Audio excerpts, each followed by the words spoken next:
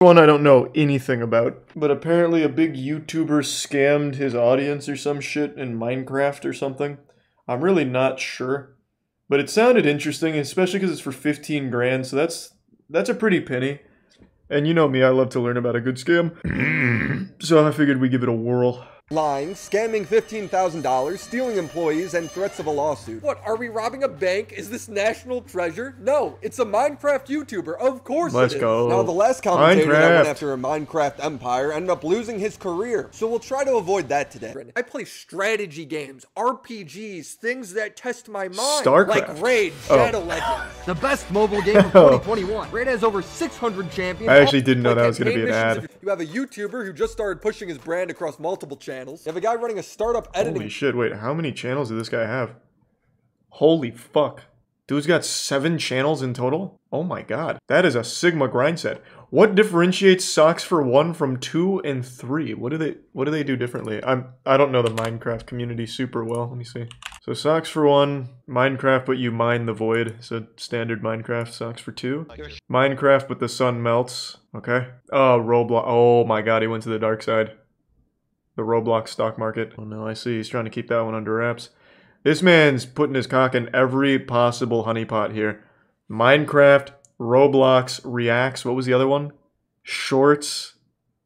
What studios? Oh my god, animation. Damn, that's on the grind. The main villain of this story is SocksFor1, a Minecraft YouTuber with over 4 million subscribers. He's trying to get a Mr. Beast thing going, where he's spreading out his brand as much as possible. And with that, you need a lot of editors. In comes Artful. He's running a small startup business, similar to a talent agency. He's a middleman, essentially. He finds YouTubers, negotiates rates, and splits off a portion with the editors, who he provides work for. Pretty smart. I've actually worked as an editor for a lot of talent agencies over the years, and I will say getting started as an editor on YouTube is pretty hard. When you first start as an editor, it's also not worth it. A lot of YouTubers have a massive ego and are super awful to work with. In return, you get something to put on your resume. View it as an internship. Some suck, some are alright, but you usually don't stay for long. Now that we know the players, let's get to the heist. As we discussed, Socks has a lot of channels, but you'll notice that most of them really started to pick up in October and November of 2021. This is important because this is when SocksFor1 decided to work with Artful to grow his channels. The deal worked out was $200 per Gen V video, which is like some weird VTuber thing Socks does.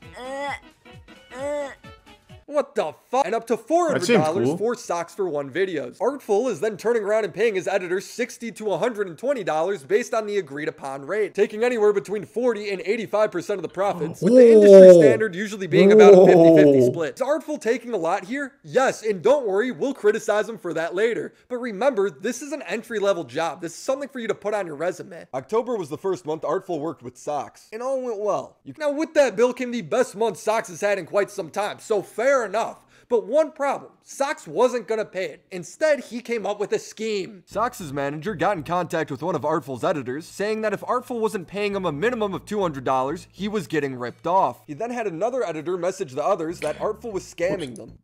I will say though, if I'm understanding correctly, Artful just finds the editors, then gets them a job with Socks, and then takes 80%, up to 80% of the commission. I think the middleman here is at fault, because the editor could just directly work with the YouTuber to get that rate, right? So what was he charging?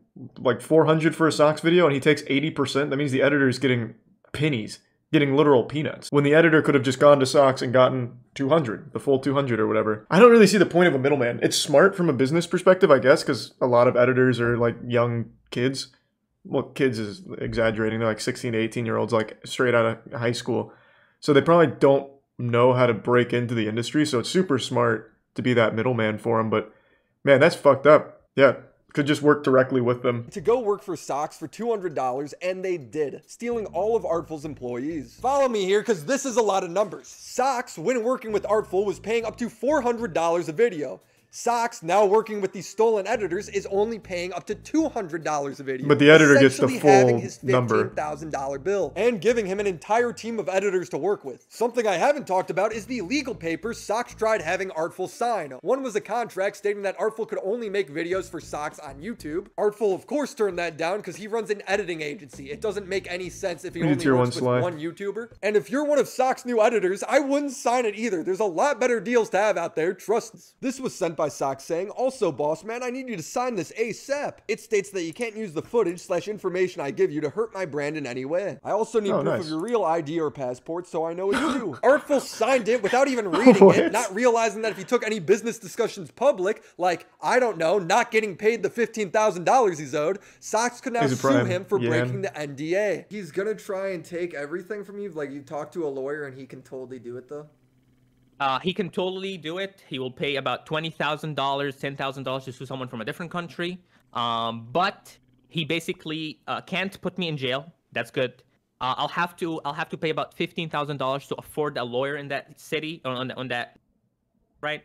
So I can't defend myself. Socks makes it very clear in his last message to Artful saying, if you decide to take this public, slander me, or do anything to hurt my brands, I will expose all the DMs of your fraud group. What am I misunderstanding?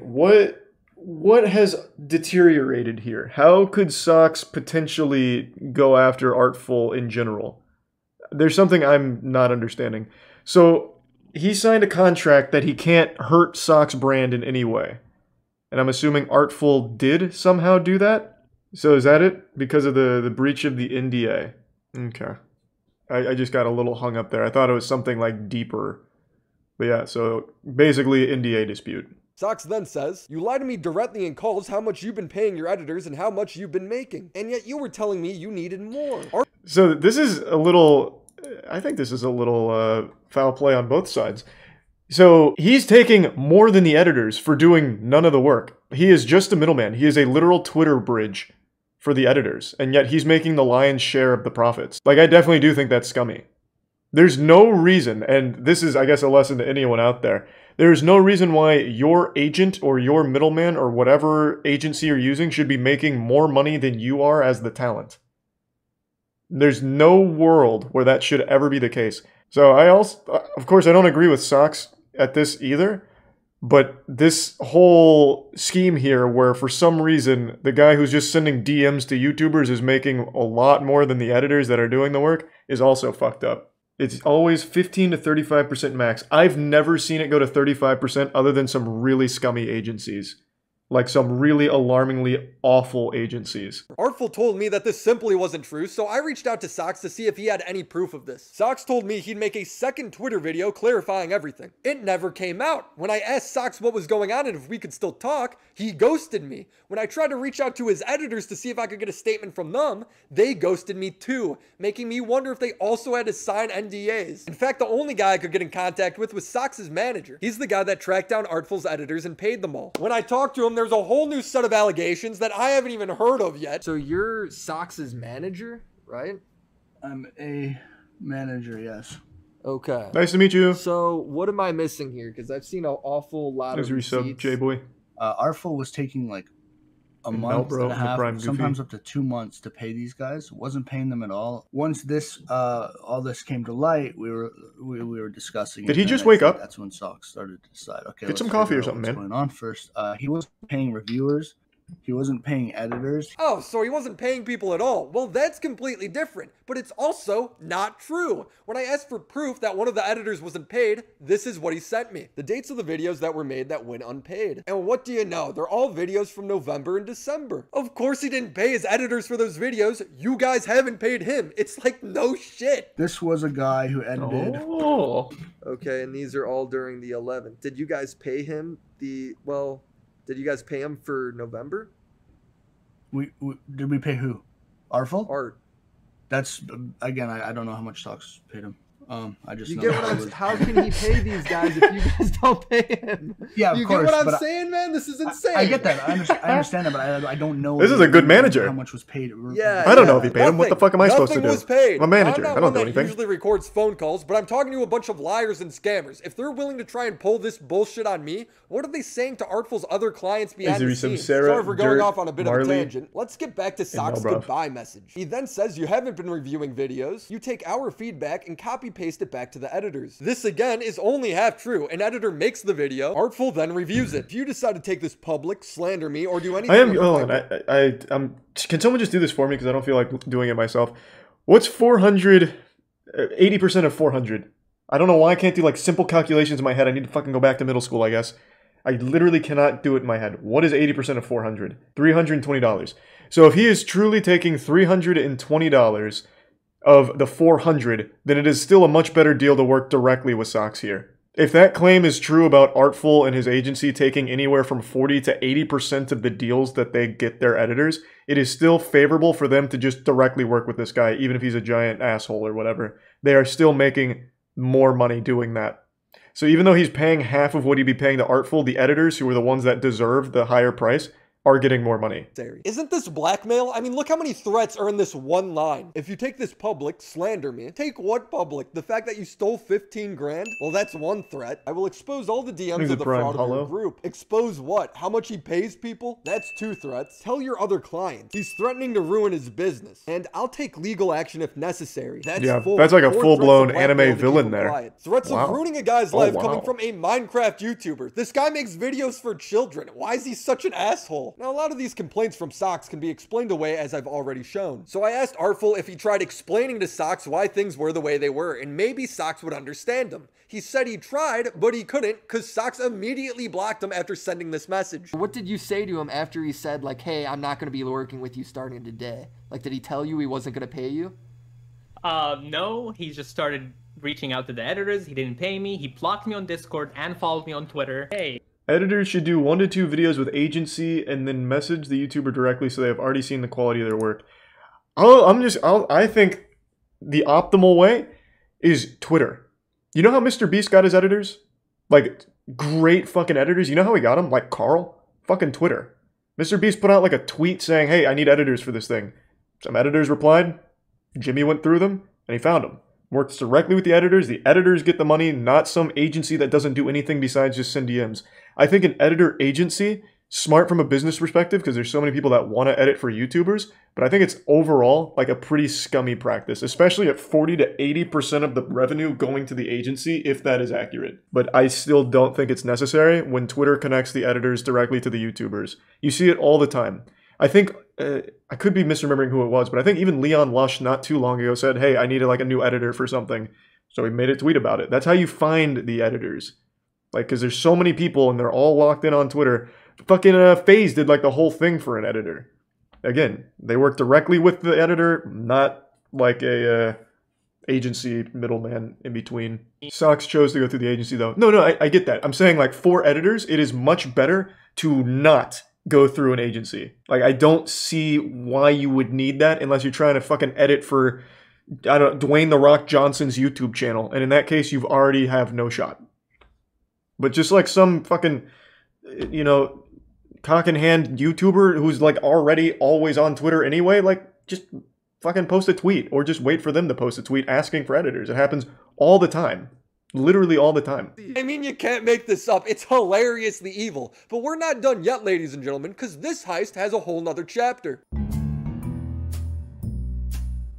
Artful at this point has no editors, his other clients are being told to leave him, and he's down 15 grand. At a certain point, he must have realized that if he gets sued, what can he lose? He doesn't have anything anymore. So he went public, making several videos exposing what Socks has done to him. One problem though, Artful has 26,000 subscribers, and Socks has 4 million. So all he has to do to defend himself is tell half-truths, lie, make one Twitter video responding. Hello, my name is Nicholas, and I'm going to be defending myself probably against the biggest scammer in the world. I'm responding now because he's threatening me. You gotta love how this guy immediately plays victim after showing a completely valid DM from Artful. I've secured my connection with a big drama channel, and they're gonna expose me. Yeah, Jesus. I guess that's a threat, but it's completely valid. I mean, what other choice have you left them? Send me all my money. You should. Compensate for the damages you've done to my company. You should. Compensate for the damage you've done between me and my clients. You should. And I literally have nothing to hide, and he's trying to manipulate the whole situation, so I'm just gonna send all the proof. The proof, remember that for me. First of all, this is like the cringiest video I've ever watched. He photoshopped his face to look like he's crying in the thumbnail. I'm gonna link it down below. It's like a comedy. That's good. That's a good thumbnail. What are you talking about? First point. The issue he's bringing up is that I did not pay him. But I didn't see a red circle, so. The reason I am not paying him for this month of work is because he's completely scamming his editors. Can you believe this guy just admits that he owes Artful all this money? Like, he doesn't deny it. He just tries to justify quantify it. I am paying 300 USD per video, and he is paying them $80.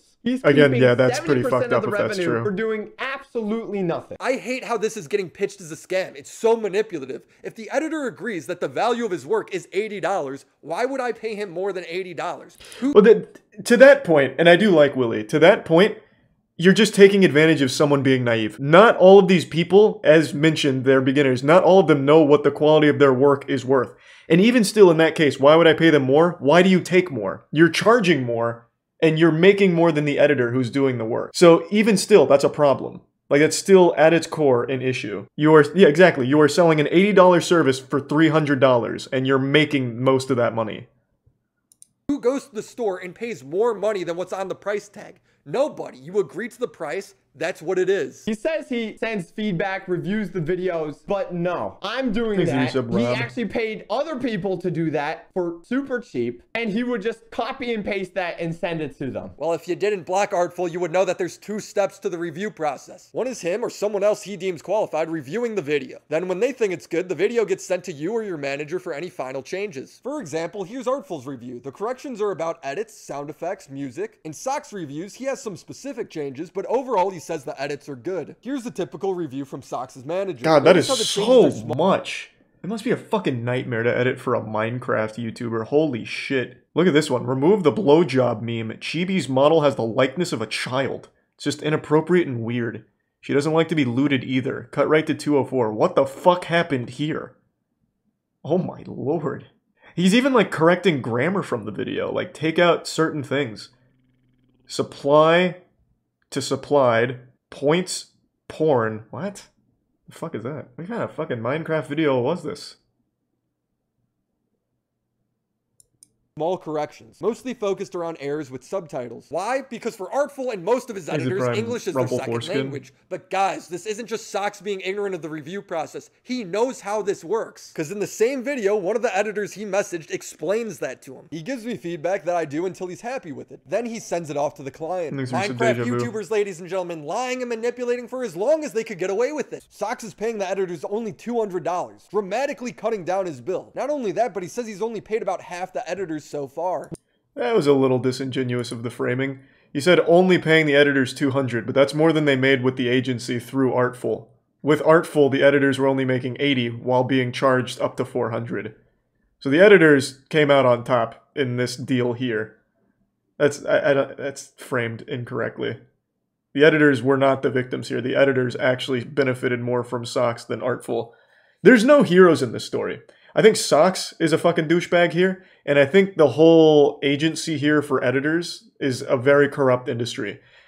No agency worth its salt, no agency in general, should ever ask for 40% minimum up to 80% of the profit. I've never even heard of that before. Even from one of, like, more of the most corrupt, like, agencies, I've never heard of something that high. That seems like taking advantage of young people that don't know their worth. So again, I don't think there's anyone good here in this story. That's not the fucking point though. How is that not the point? It's still a problem here. Socks agreed to pay Artful these prices and then he ended up not paying them. Socks sucks. Artful owns a business where he takes up to 80% of the work his editors do. So the editors only make $80 while he's making up to $320 on some of the projects. That sucks. It's as simple as that. What Artful does is significantly less work than what the editors do. There's no world where he should be making more than them. So far. We have already paid half of his editors directly, and we're trying to look for the other editors to pay him directly. I don't believe for a minute he's doing this out of goodwill. He's trying to get out of a bill. He ends the video by coming through on his promise and telling everybody to no longer work with Artful. So I'm making this video. Don't work for him. Don't get in contact with him. And this worked. Artful's other clients have left him. Bro, you keep... I see that you're here defending Artful, and I get it to a certain extent, but I'm not somehow making Socks look like a good guy. I think Socks sucks. Again, he did agree to this deal, for sure. He should pay the deal as advertised, but it's still a bad deal for the editors. At the end of all of this, the editors were the ones that were most victimized from this transaction. They benefited more when Socks reached out to them directly and paid them $200. That was already $120 more than they were making through that agency. Socks and Artful are both in the wrong for this. Oh, well, I guess Artful's not in the wrong for the situation. I think his business is very wrong. He's taking advantage of obviously young editors that don't know what their work is worth and don't realize that their agent shouldn't be making significantly more money off of their deals than they are. Some of them following in Sock's shoes and not paying them what they were supposed to. One guy it shouldn't be okay to exploit people like that. He literally said, "I'm not going to scam you like Socks." Red Shell responds with, "Lol, you want me to scam you like Socks?" Very funny, but luckily this story doesn't have a totally helpless ending. Yesterday, Socks messaged me showing that he paid Artful $13,000. It was less of a "I'm sorry for being a fuck-up" payment and more of a "please make this go away" payment, but he paid either way. He says, "Hey man, Happy New Year. I just watched Artful's video and honestly, he brings up the same points he did in his first video. And I've already said my side of the story. That being said, I fully back what I said and showed the evidence to prove it. However, out of good faith, I've decided to send Artful $13K. I'm going to use a word that some people might find problematic, but for special occasions like this, we have to bust it out. This guy's retarded. He bought a product, uploaded the product, and profited off the product. And when the time came for him to pay, he just said no. It's like me going to a restaurant, sitting down, eating all the food, and then when I have to pay, I'm just like, nah, I'm not gonna. Dine and dash, baby. Waiter, but that's it. And then finally, when the cops come to arrest me, I'm just like, you know what? I will pay for my meal, but only out of good faith. Look, in the end, Socks did end up paying him. There's got to be something said for that. If you are new to this medium and have no experience, you might have to work for very little or for free just to get something to put in your portfolio. I know it sucks, but that's just how freelancing works. If you already have experience and think you are more than qualified, figure out a minimum rate for yourself. That doesn't mean you have to willingly let yourself be exploited. There is no agency, reputable agency, that will ever take 40 to 80%. Ever. Just because you might be new, you might be freelance, doesn't mean that you should willingly let yourself get fucked in the ass like that. Figure out your value, because agencies, YouTubers will take you for as cheap as you offer. To Artful, if you're running a company and you have a lot of freelance employees, be upfront about the position being for experience if you won't pay them well. If you have guys you really like, pay them higher rates, because no employee owes you loyalty, especially at $60, $120 on the high end. So then all of these figures are correct. This comes from Artful directly. So the editors were making between $60 to $120 on the highest end, meanwhile charging the service for up to $400. You see why that would be a problem? Very scummy. And finally to Socks. If you agree on the price of a product and then use the product, you have to pay for the product. Kindergartners know this. You shouldn't be dumber than the average age of your audience. Also, editing agencies will never disclose the price they're paying their editors to the client. Otherwise, it just leads to the client stealing the editors so they pay cheaper rates. And oh look, that's exactly what happened here. Most agencies will have clients sign contracts so they can't do that. But luckily for Socks, Artful's pretty inexperienced still. That'll be it for today's video. I hope you guys enjoyed the New Year's heist. Follow that was interesting. If you want to keep up with me, the #1 tea channel. And as always, shout out to the Patreon homies. That was definitely pretty interesting, more so than I thought it would be. I thought it was gonna be some like lame in-game Minecraft giveaway. That was good. Yeah, I don't think there's anyone that looks good in that situation. Though I think that may serve as an important lesson to any like up-and-coming like editors or something maybe.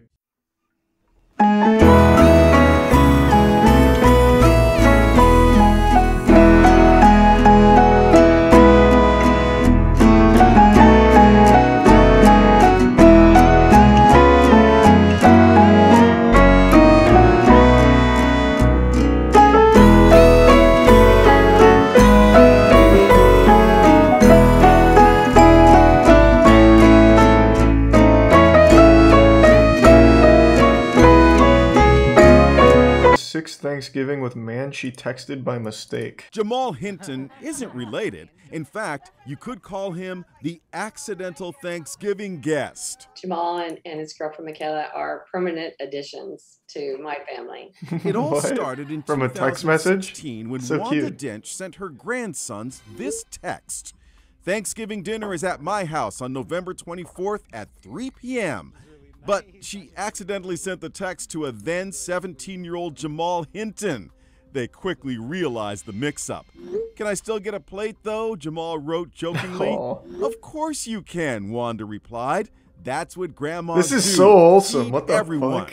So Jamal came over for Thanksgiving. I'm a Wanda to be exact. Hi. I'm Jamal. They hit it off so well, Wanda invited Jamal back the following year. Hi. And the next year. And the next year. Before they knew it, a tradition was born. She's a great person, and we love hanging out with her. Sadly, last year's Thanksgiving was bittersweet. Wanda lost her husband, Lonnie, to COVID. I miss him, but I know he's in a good place. Jamal was by her side. Now, 6 Thanksgivings later, the tradition continues. Someday, you are going to do the cooking, and I'll come to your house. Wanda now has the nickname Thanksgiving Grandma for embodying the true. She looks really young for a grandma, too. Opening her door to a total stranger.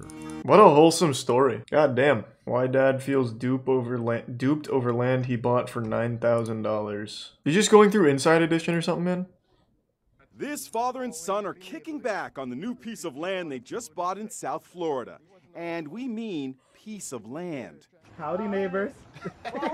Kerville Holness and his son Kerville Jr. thought they got the deal of a lifetime, paying $9,100 in an online auction for a home valued at $177,000. Ooh, that is a good deal. But you know what they say about deals too good to be true. The father and son team thought they were bidding on this property right here, when in fact what they ended up buying was a sliver of land about this wide. How is that legal? Goes through the garage, what? 100 feet to the backyard. That's right. They didn't buy this 3-foot wide patch of green. They bought this, a strip less than an inch in width. It runs right through the house all the way to the back. What? They feel duped because they say the real estate auction showed the villa, not the strip of land. Why would you even sell that? Well, obviously to scam. Don't make me call it Inside Edition. Their new neighbors can't quite believe it. What do you think about this? I think it's ridiculous.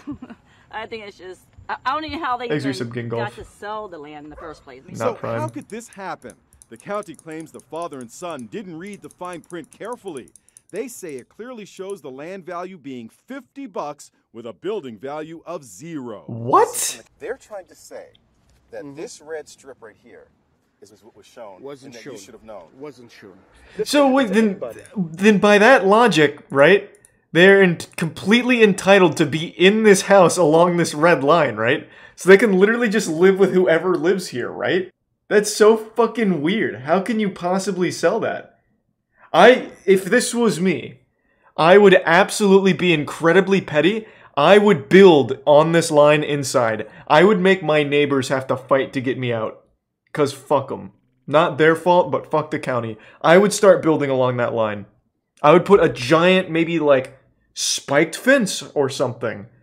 Like a privacy fence, if it's within HOA regulations. That's so crazy. How is that legal? But we are having a barbecue here tonight. Oh, are you? Yeah. Oh. Welcome to the neighborhood. Oh my god. You can't because building codes? Not true. It's as long as it's within the HOA, you can do anything you want within your own house, right?